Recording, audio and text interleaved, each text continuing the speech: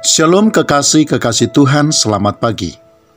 Firman Tuhan di dalam kitab Mazmur pasal yang ke-23, ayat yang ke-4 sampai ayat yang ke-6 berkata, "Sekalipun aku berjalan dalam lembah kekelaman, aku tidak takut bahaya, sebab Engkau besertaku.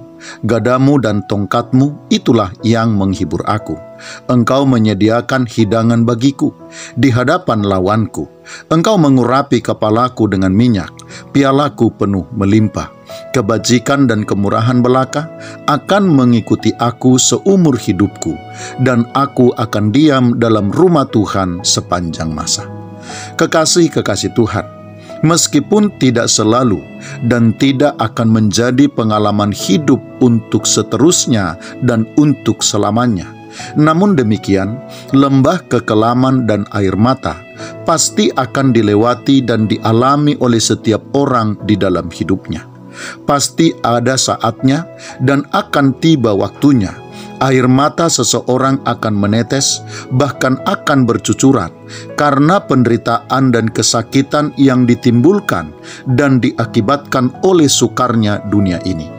Selain itu, disukai atau tidak disukai, siap atau tidak siap menerima, pasti akan ada saatnya pula setiap orang harus menuruni lembah terjal dan licin, atau menaiki bukit yang tinggi dan curam di dalam setiap langkahnya.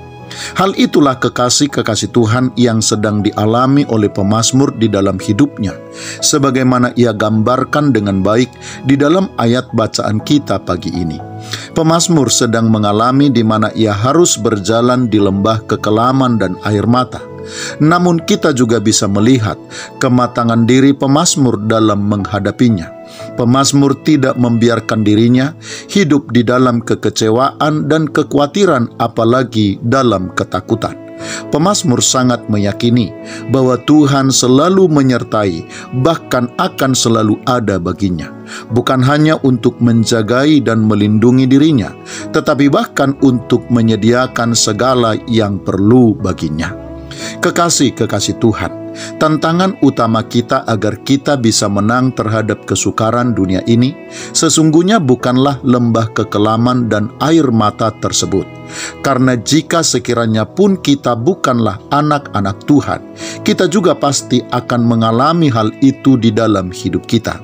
Karena itu kekasih-kekasih Tuhan, tantangan utama kita agar bisa tetap menang dalam menghadapi kesukaran dunia ini sesungguhnya adalah bagaimana tetap mempercayai bahwa Tuhan selalu menyertai kita sedalam dan seterjal apapun lembah kekelaman dan air mata yang harus kita lalui.